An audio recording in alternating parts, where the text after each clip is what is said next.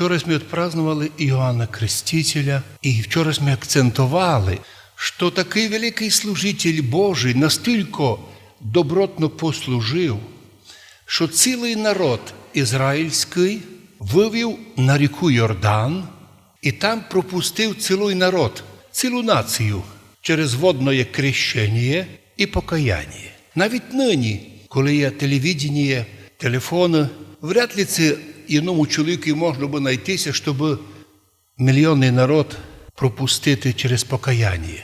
Кожен день на Йордані крестилися тисячі людей. Усі приходили і входили в воду Йордана, і всіх готовив Іоанн Креститель до зустрічі з Христом. Так і казав: я вас треную каятися і креститися, но іде за мною той, кому я недостойний ремінь на обуві розв'язати. Він вас буде крестити Духом Святим.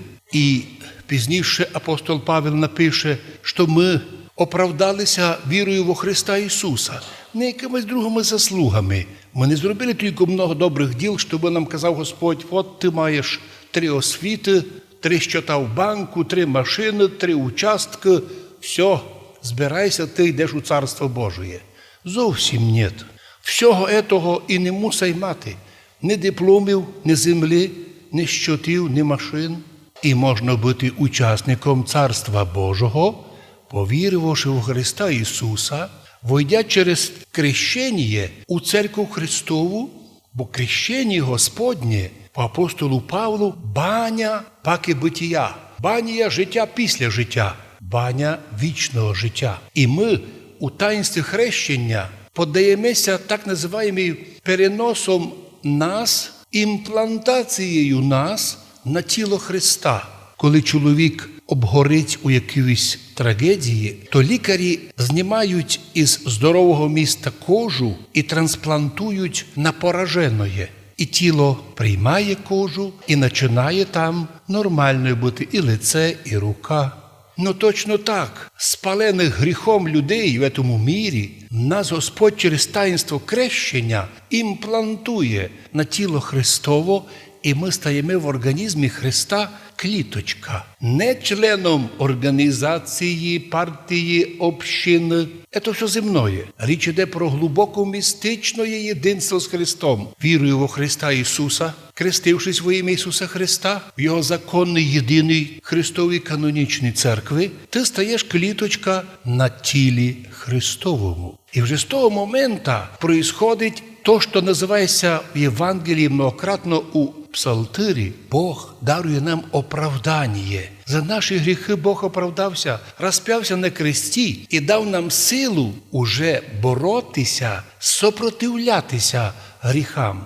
Ми, коли вже научені Богом сопротивлятися злому і привикаємо к тому, то ми вже вважаємо, що це нам легко. Той чоловік, котрий не п'є і привчився держати себе в святості, в утриманості, він привикає так жити і деколи собі подумає: Господи, яка Божа сила, що я не йду уєдно з п'яницями. П'яниці же нічим не хуже, чим ми, но у них поражена воля. Вони піддалися страсти і відпали від Христа. Відпали, в результаті стали кліточка хвора. От чому і апостол Павел говорить, що явилася благодать Божя, і з небес на землю зійшов Бог, котрий явився в плоті. Ісус Христос явився нам як Бог в плоті, котрому обітала вся повнота божества тілесно, і видівши Христа, Ісуса, видів і Отця. Іоанн Креститель,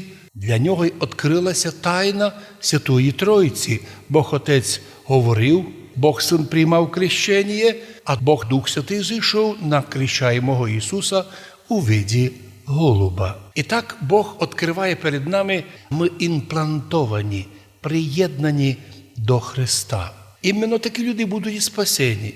Многі кліточки, котрі будуть рівняти з нами, неправославні, будуть виділяти, що вони ще кращі від нас, і розумніші, і, можливо, будуть думати, що вони святіші, но перебуває вне організма тіла Церкви Христової, вони не дадуть плода. Яка б не була вітка винограда, но якщо вона одломлена від лози, плод не дасть. А Христос сказав, я єм лоза, а ви вітки. Іменно в таїнстві крещення ми імплантуємося, як вітка на лозу. Імплантуємося, як садовник прививає віточку до дерева. Розрізає кору дерева, доходить до живого міста, вкладує туди той отросточок, віточку, то місто плотно зажимає глиною і влагу там лишає, обв'язує і происходить чудо. Віточка із дикого дерева, прискіплена до скіпного дерева,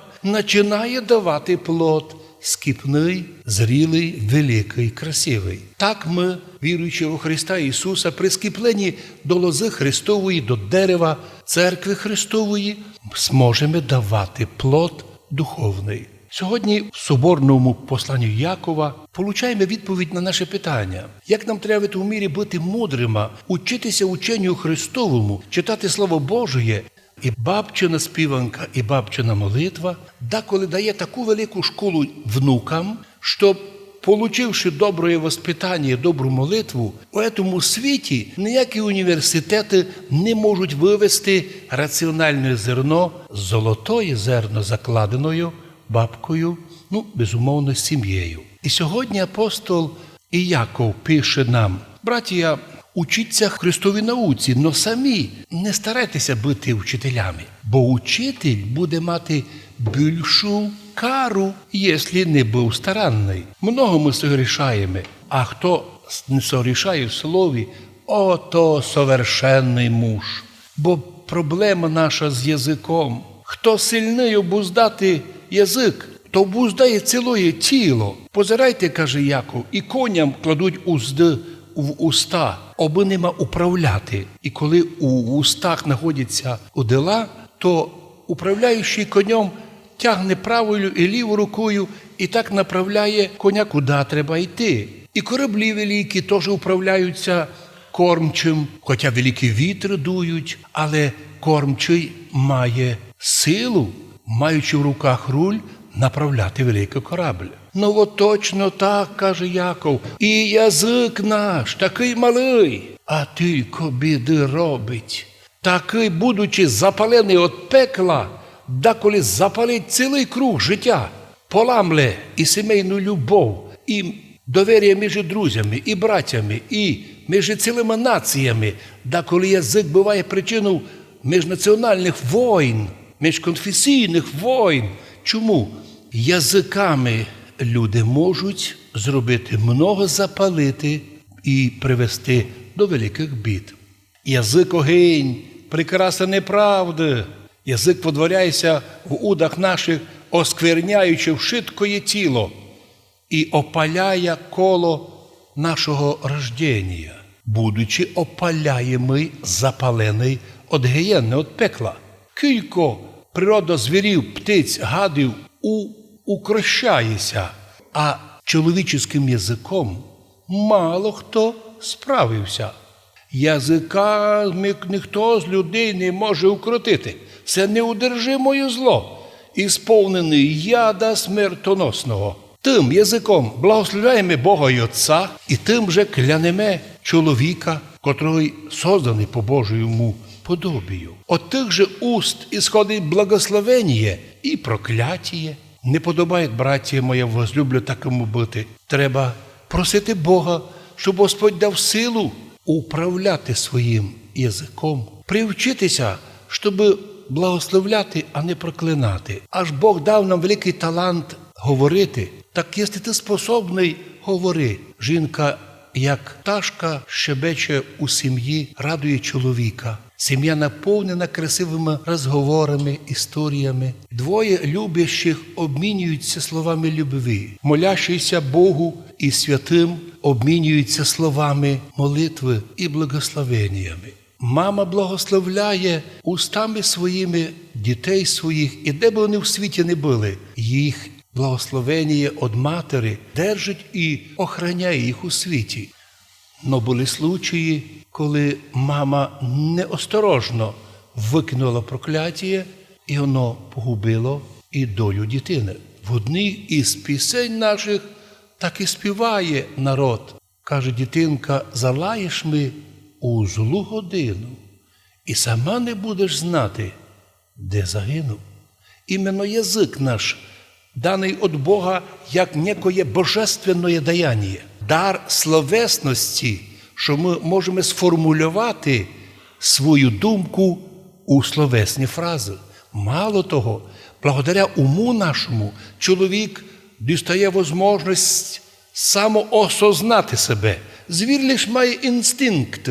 І не більше. Чоловік від Бога має дар осознати. Сам себе осознає, хто я, до чого призваний. І як красно ми дітям современним рекомендуємо немного позирати телевізор або мультики. Наоборот, часто і много, аби діти читали тексти, щоб їх уста точно виговорювали слова, а щоб вуха чули точне произношення. З таких дітей виростають розвиті лічності, у котрих буде прекрасна бесіда, і це будущі оратори.